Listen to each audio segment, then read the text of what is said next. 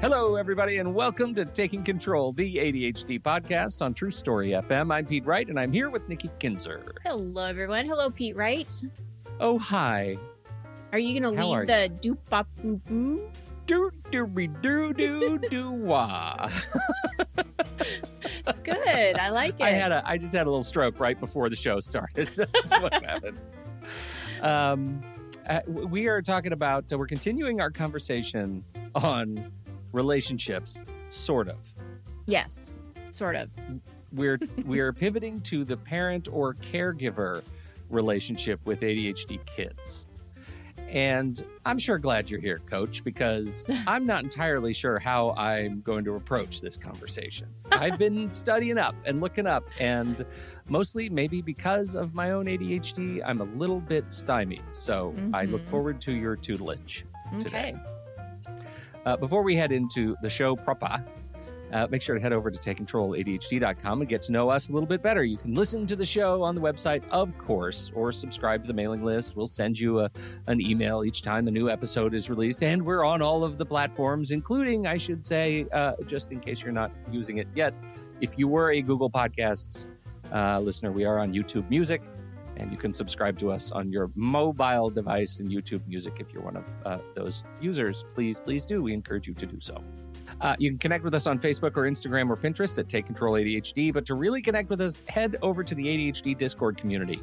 It is super easy to jump into the general community and chat channel. Just visit TakeControlADHD.com/Discord, and that will whisk you over to the invitation page to log in. But, if you're looking for more, if you want to unlock the hidden door platform, what is it? 12 3/4? That's a Harry Potter reference I probably got wrong.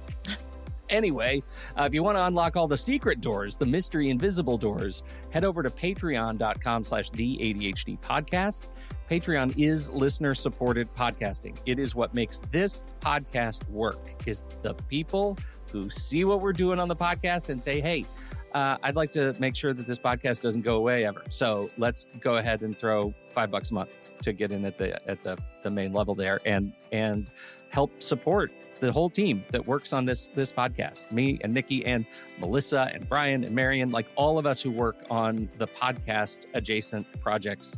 That's what Patreon goes to support. So you get to join us for the live stream. You can hang out in the live stream and chat and share gifts all the live long day.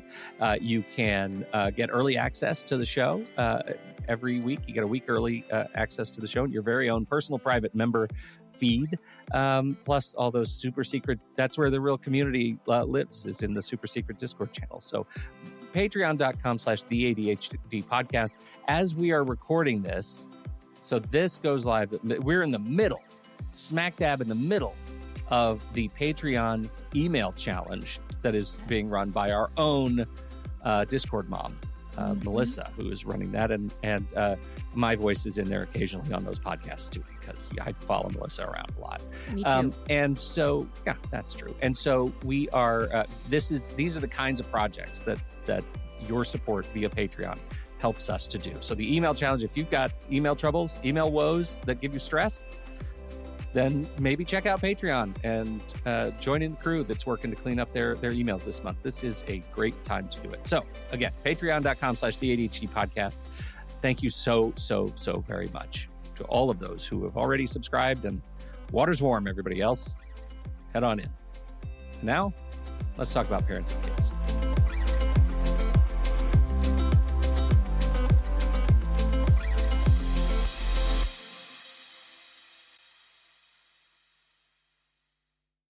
All right, Nikki Kinzer. Yes. Over the past couple of weeks, we've been talking all about relationships through different lenses. Now we're talking about parents or caregivers and ADHD kiddos.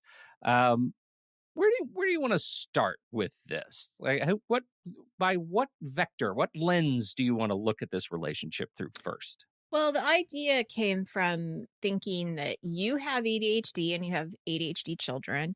I don't have ADHD and I have an ADHD child. And now, granted, our kids are all young adults now, so it's a little bit different. And I was thinking this morning when I was thinking about the show, I'm definitely not the typical without ADHD having an ADHD child person because of my experience and knowledge of ADHD, and I'm a Hmm. coach. So I'm a little what's the word? It's not fair. I have a Yeah, you're bias. your I own have cheat a code. Yeah, yeah, like right. it's a Yeah, skewed like, right. thought process because of what I do and who I coach. And so of course I'm going to approach my children, similar to the way that I would coach a client. So it's a little different. So yeah, Yeah, I'm not exactly sure where we're going to go with this conversation, but we're going to do our best yeah, right. Well, because I so think it's let's. important. Yeah, I do too. I do too. So, I mean, maybe we just sort of pick it apart, sort of angle by angle. So we start with let's start with me, a Mhm. parent with ADHD, Mhm. with kids with ADHD. Mhm. And in your family, your wife does not have ADHD. So Right, we've got right, right. two parents, one with ADHD, one without, and two kids that have ADHD. Yeah, but who are we kidding? She has ADHD. She just has it by way of us. Right. Yeah. We call that ADHD by proxy. Yes. Um, right. She still has to live with all the frustrations. They're just not her own. Right. Um, yeah, what I think is interesting. So I always I think had a different relationship with the kids than my wife by virtue of the fact that I could see my own frustrations in them. And Mhm. you said our kids are young adult. My we still have both of our kids are still living with us. They're more like roommates at this point. But my son Mhm. is a senior in high school, and still living with so many of the ADHD challenges Right. that he acknowledges, right, are the things that he lives with that make things hard, and some of it is just recognizing the social issues and social boundaries that he has as a result of what are we've talked about the ADHD age chronology versus emotional age and psychosocial age, and so watching all of those come together, I think I always had an affinity for my kids with those kinds of issues because I also had it and have it. And so I found that their frustrations didn't get to me as quickly as they might have gotten to my wife. Mhm. And Mhm. I think that's the first thing to notice was when you see kids who are messy, disorganized, forgetful, missing deadlines, late, they do their homework and don't turn it in. For me with ADHD, I could see myself in them, and I think it was easier for me to find a sort of sad compassion Mhm. when my wife was looking at it from a much more proactive, kind of pragmatic approach, like, "Let's solve this problem. It's frustrating, it's hard to watch, and let's just solve the problem and new systems and all of that." Does that I relate? well, yeah, and I think it's actually really similar to what I found because even though I don't have ADHD, I understand it in a different way than somebody that um somebody else that I live with who doesn't have it. And Yeah. parents in a little different way because I understand what you're saying because like we had those conversations many times my husband and I did where like he would get really frustrated with her room and I would be a little less frustrated like a little more giving about it and Mhm. so I think really what we're coming to is that if you don't have ADHD it's really important to learn about it. If you are living with someone with ADHD, really Mhm. learn about it and understand it so that you do have that compassion. Because if you don't, then you're really feeling a lot of the fire of that self doubt and shame that comes with it. So I think it's really important that we educate ourselves. Right, right. And I think the other side of that argument, right, living with ADHD as a parent and having kids who don't have ADHD, what does that relationship look like? I mean, we've heard from folks, and I know when I have my kids are and they're particularly they go through swings, and when their ADHD is not terribly present, or when they're well medicated and on top of things and feeling good, and I'm not, there's a lot of shame that piles on as a parent for not being able, not feeling like I'm able to live up to the expectations, like even cultural or historical expectations of what dad should be able to accomplish. And I use should heavily there because that's what it feels like when I'm letting my kids down because of my relationship with my ADHD. Yeah, that's tough. It's tough because a lot of that is self-imposed, Of course, right? yeah, So right. it's a lot of like we're really being too hard on ourselves. And um But what also sometimes it's not. Like I could like, okay, I miss a pickup time and leave my kid at school and they're just waiting. And I have to get a call from the school to be reminded to Yeah. come pick up the kiddo. And the kiddo's young, elementary school. And suddenly I'm feeling shame that's self-imposed and my kid's legitimately pissed off. So, with that particular situation, I'm not just because you brought it up, and I think it's Yeah. really helpful to have specifics because it's easier to talk about a specific situation than to do things so broadly, right? Hmm. Um, that is a perfect situation of, okay, this is what happened. I need to make sure that I support my ADHD and put in the structure so that this doesn't happen again. So Hmm. what alarms do I need to put in? What kinds of reminders? What do I need to do so that I don't forget to pick him up? Because it is important that we do that, right? But then we have to let the shame go. It's one of those things that then at that point we have to be, okay, I got to let this go. I'm going to apologize. Everybody makes mistakes, like you're role modeling to your child too. Like, Hmm. I made a mistake, I'm apologizing, and then now, this is what I'm going to do to do better. That's a great model versus dad going into a shame spiral and beating himself up in front of his child because now that child's going to think, well, if I make a mistake, I should beat myself up because Right. dad did. Right. So, and Which we is, I have mean, to be it's one of aware those, yeah. because our kids they watch everything that we do. Absolutely. It's one of those things that is when because we, I'll drop my favorite P word besides my own name, which is perseverate. Like, what about all my perseveration on my own guilt? Yeah. Like, where does that go? Well, the fact is that doesn't serve anybody. It certainly doesn't serve me, and it absolutely doesn't serve my kid. Right. And so, that feels so much like the muscle to build the relationship again. I have to let go of the shame of missing the deadlines and focus on the next step, Mhm. right? Mhm. And blissfully, like I'm years out of having to have lived through that experience, Mhm. but that experience is still very real, or I wouldn't bring it up, right? Sure. Yeah. Like so But, I think it's important to also understand that this is not an experience that only ADHD parents have. I did the yeah, same thing. yeah, I for sure. forgot to pick up my son from football practice. Totally forgot. Just Hmm. watching TV at home, doing nothing, and get the text or the phone call like, "Mom, where are you?" And I'm like, "Ah, crap, totally forgot." So these are Yep. not isolated events only for you guys either. So I think it's just important to understand that this isn't something that we all make mistakes, and that's what we need to let our children know. We all make mistakes.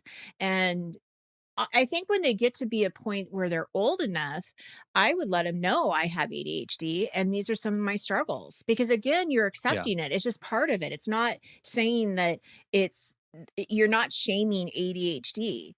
Your mom has ADHD. This stuff is hard. So you know what? You're probably not going to have the cleanest house in the world, but Yeah. I'm always going to love you. I made sure to let the kids know when they were diagnosed. Like, as soon as they were in Hmm. the boat, I made sure to let them know that I was in the boat too, and had Absolutely. set up a cot in the boat. I was living in the boat. Well, and that's Um, beautiful because now they know when they're struggling with this, they can go to you. yeah, And not that they won't go to your wife, but they can go to you and get a little bit different perspective than they would necessarily from your wife. You're both there to yeah, support them, but you're in the boat with them. You're absolutely yeah, right. right. You're in the They're not boat. alone. Yeah. They're not alone in the family. Like, Right. they're not just gonna be under a microscope all the time. Yeah. Our family is the microscope. Right.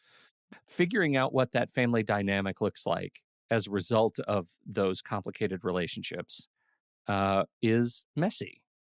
Yes, it is, because it affects everybody that you're living with, right? So, Right. um, because it's not just about being late or forgetting something, it's a lot of other stuff too.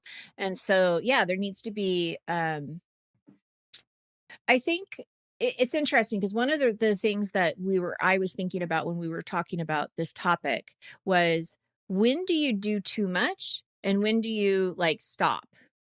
And I think So that's what by also too much? What do you mean? like for your kids, like, because, Hmm. you have this empathy for your child, right? Going back to what, and I don't know what type of empathy this is. I'm going to have to go back and study again from what Tamara had shared with us. Um, but you're understanding them, you understand the struggle. So for example, like if my daughter has a messy room, it's not going to serve her for me just to go in and clean it up, because it's easier for me than it is for her. Right. Right? That's not going to serve her. And so what do you do? Like, you want to be sure that you have, you're teaching her something, but you're also allowing her to kind of learn the circumstances of what happens if you don't clean the room, or you know what I Okay. mean? Like, Yeah, I do, and I wanna ask that question. Like, what are the circumstances? Because often struggled with this. Um, a brief aside, like we make our bed every day, my wife and I, good because for somewhere you. I along the way, don't. well, we somewhere along the way, she read an article or heard a podcast somewhere where they said, one of the signs of a great marriage is if you make the bed. Oh Somewhere they no. tied the bed. And it was like it's a sign that you're working on your marriage. Like if you make the Oh, if you take part in making on the bed, then it's a commitment to kind of the shared relationship. And it started out as a total joke. And we yeah. would stand there in the morning and we would like make the bed together. It says, I'm working on the Oh, marriage, right? I love And you. it became a real sentiment to the point where the other day I made the bed and the dog went upstairs and ruffled the bed to bury a bone in the sheets. And Kira went upstairs and came back down. She says, are we okay? Like, I noticed the bed wasn't made and I thought we made it and it wasn't made. And are we okay? And I was like, oh my God, it's not my fault. It's the dog. Is But that it, a it sign that took you're mad months. at me? Like, Yeah, exactly. Like, are we sending these kind of subversive signs? But it really became, we found the whole point, reason I'm talking about this is we found a reason to make the bed together. And the right. bed wasn't the point, right? Yeah. The bed was not the point. So when I go to my kid's messy room and I say, all right, come on, what are you doing? Let's clean up your room. Let's wash the sheets. Let's make the bed. Like, let's do some things. Why? Why do I feel strongly about that?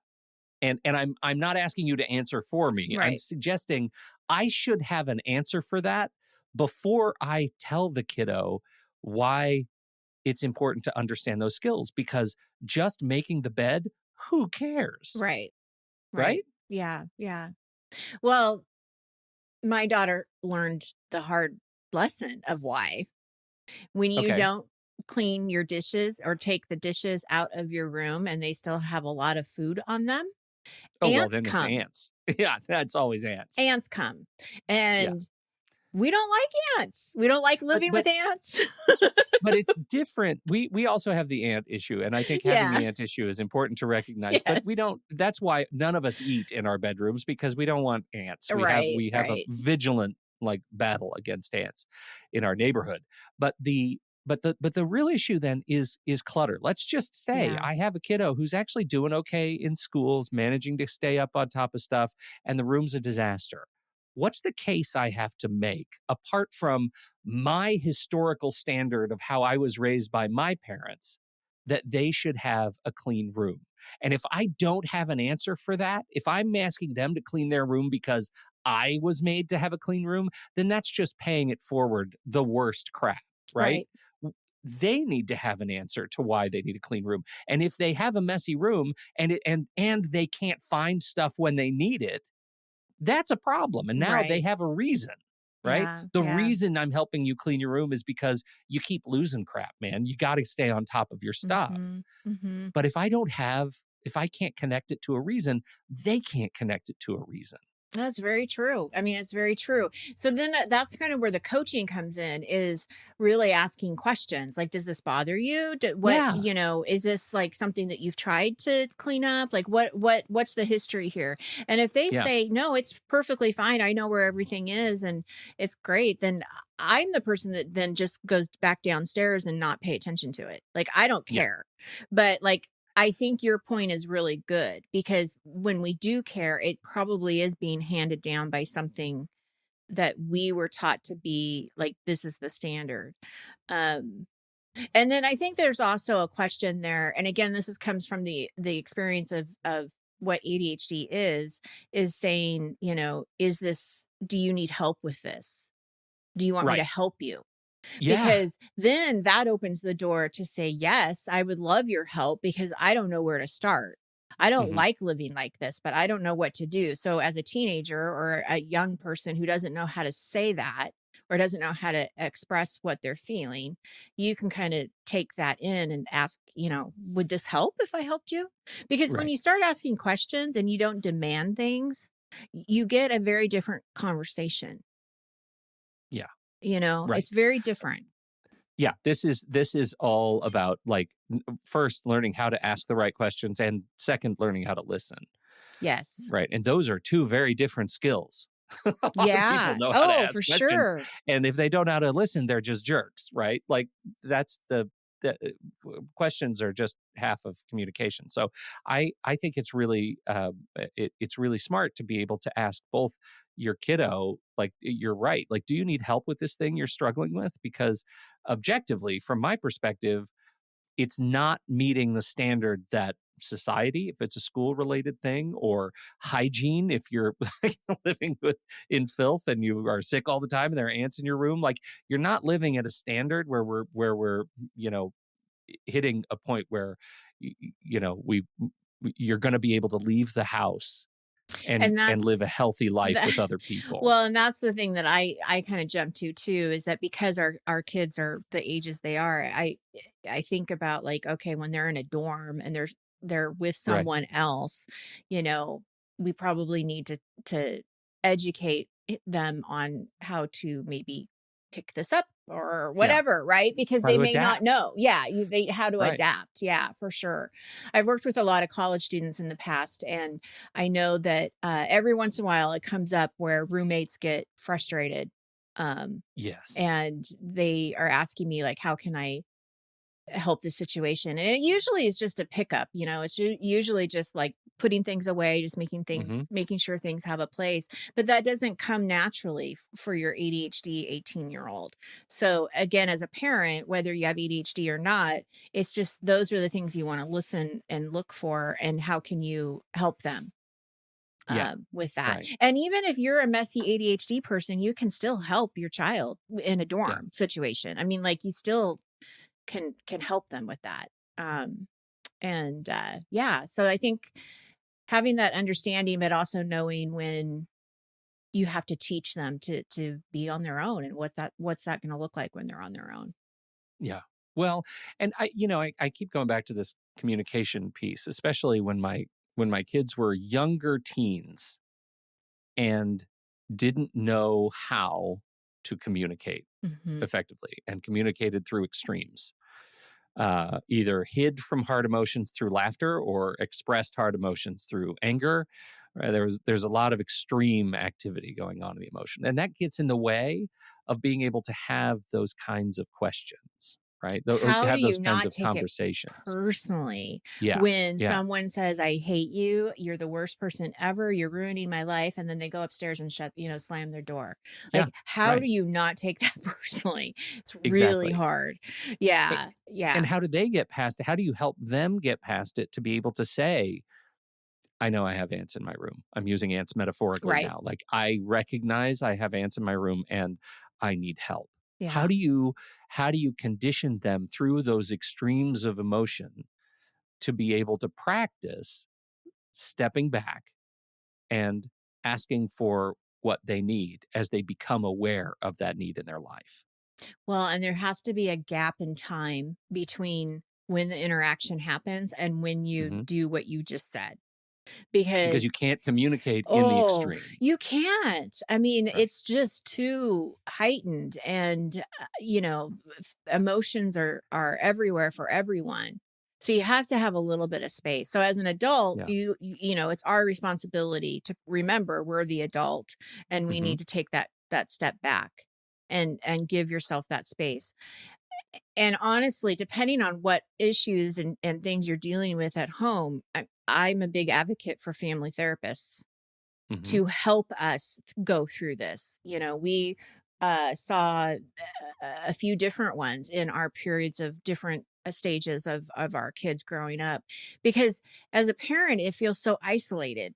Your child is doing something and you feel like no one is going to understand, and it's only your child, and none of my friends have this issue. My family's never had this issue, so I don't know what to do. And you throw your hands up in the air and you just Hmm. hope it's going to be okay, but then that's when you need to get help, because then I can talk to somebody who has experience with these kinds of behavior things and give us the tools that we need to act in that moment.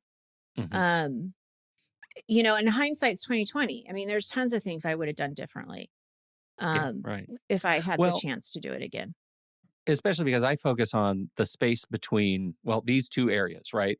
That when I'm compromised with my ADHD, I have a hard time explaining the rationale behind the things I'm asking of my kids or the things even I'm asking of myself. Mhm, And when I'm not compromised, I have a hard time understanding my kids in a compromised state. And mhm, that's where, like, that space in between those two um, emotional constructs is fraught.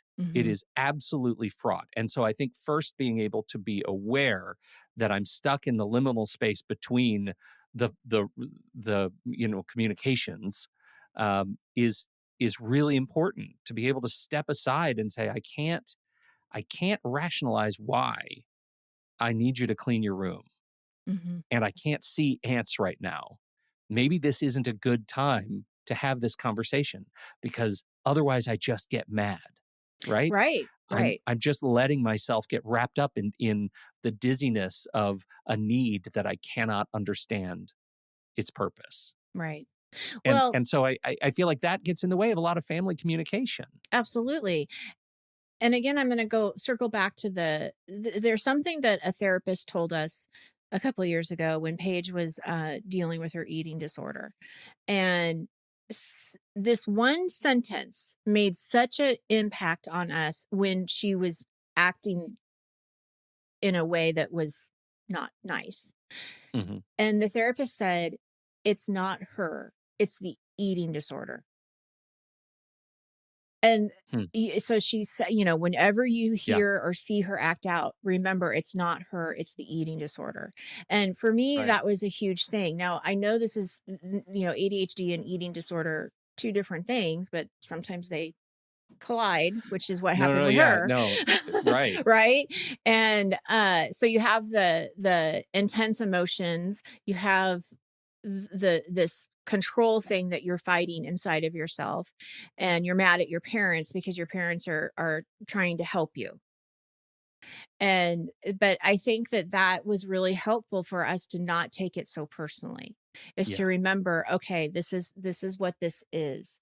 And so again, I think that's us having to be the adult in the relationship to be able to right. see that, because she's not going to see that at 16 years old. No, you yeah, know for sure. so I think that you're going back to what you're saying, y- figuring out why we're asking what we're asking or what we're doing, and then also being able to work through not taking it personal when we don't get the response that we want. Yeah. And and and so I feel like it's important to think about what are everything that you're talking about has triggered me in a great way, because we need to talk about how to actually build a better cycle of communication, both implicit and explicit communication. The explicit communication is, let's figure out how to build those muscles and learn to have conversations that are hard. The implicit communication, I feel like, is it takes me back to my favorite emergent behavior metaphors, right? The fact that when you say it's not her, it's her eating disorder, the eating disorder and the relationship with her and her identity causes new behaviors to emerge that are negative in her life. Mm-hmm. When I think about our house, like, let's go back to the ant thing, right? Yeah. So what the problem is, what I want to say is, stop eating in your room because of the ants. But what happens if that's not an easy thing to actually get turned over in the house? Right. Like, that's legislation you're never going to pass in the family because nobody really is attached to that. Maybe the rule is not about the food, but about the dishes, right? Maybe the rule is dishes don't leave the kitchen, or maybe the rule is dishes have to be in the dishwasher after every time you eat, because we're losing dishes. It's not about your behavior around eating. It's about dishes leave the kitchen. I'm not saying anything about dishes being in their room. Right. I'm saying dishes are not in the kitchen. And that's where, as a family, if we can agree on that family rule, what are the emergent behaviors that come out of that that actually allow us to stop the ants, right? Well, and the emergent behavior is the dishes don't go into the bedroom. Right. And I love that. Agree. I love that kind of solution, because it's also not putting any kind of blame on anyone or shaming anyone for doing anything. It's like, this is just taking sort of a equal general responsibility. Yeah. And so I think the more you can do of that, the better, because there's a book. We actually have talked about him before, because I saw him at an ADHD conference, and he talked about the influence that we have over our children, and how we have influence but not control. And it's Ross Greene, and it's The Explosive Child. Okay. Look at all the sticky notes in that book. You read the heck out of that. I did, because I had one of these. Yeah. And it was not an easy, and if you've listened to the podcast for long enough, you know who I'm talking about. But yeah, I have underlined things. I have like the little pages, like ear folded and everything. But this was recommended to me from a therapist. It was one of the best books, because it really does help you with communication, especially with explosive children. And explosive children can not have ADHD, but have anxiety and have just really a hard time managing their emotions. And that's what I dealt with my older son. So yeah, anyway, want to recommend that, because I just think it's a great tool for people and for parents to think about when they're in those hard situations. And so, if we take that back to the idea of emergent behavior and using emergent behavior as a tool, thinking about the things that are causing that level of strife, and being able to sort of numb them by not necessarily addressing that problem head on, the problem that triggers the explosive behavior, but triggering it around the next corner. Or addressing it around the next corner that says, there might be another way we change the routine in the house that causes new behavior to emerge. Right. And it might be intentional behavior. It might be, and at least being aware of unintentional behavior. When things start to go out of hand, what changed? What changed in the way our family routine works that has caused something else to trigger other people in the family in a way that's not, that is out of concert with peace. Yeah. And so I'm not, it sounds like, as I'm saying it sounds like manipulation, but I manipulate myself all the time. Like, emergent behavior is huge, right? Like, this is what alarms are. Yeah. And I think that's really important to at least recognize that you can collectively manipulate yourselves as a family and all be totally in agreement on it. Right. And things change. Absolutely. Things will change. Yeah. This was great. Thank you, Pete. I think so too. And so we have a couple of episodes I'll put in the show notes. The ADHD podcast 358, Mindful Listening with Rebecca Shafir, which is all on that idea of learning to ask and answer questions. Really great episode. And of course, Tamara Rosier, we could learn from her all the live long day. Oh, all the time. We've talked to her a couple of times. We'll put links to her episodes in the notes as well. These are great resources that sort of continue the conversation on, the building through the breakdowns of communication relationships between ADHD parents and kids in whatever combination they may be. So thank you, everyone, for hanging out with us today. Thanks for hanging out. We appreciate your time and attention. Don't forget, if you have something to contribute to the conversation, head over to the Show Talk channel in the Discord server, and you can join us right there by becoming a supporting member at the deluxe level or better. On behalf of Nikki Kinzer, I'm Pete Wright, and we'll see you right back here next week on Taking Control, the ADHD podcast.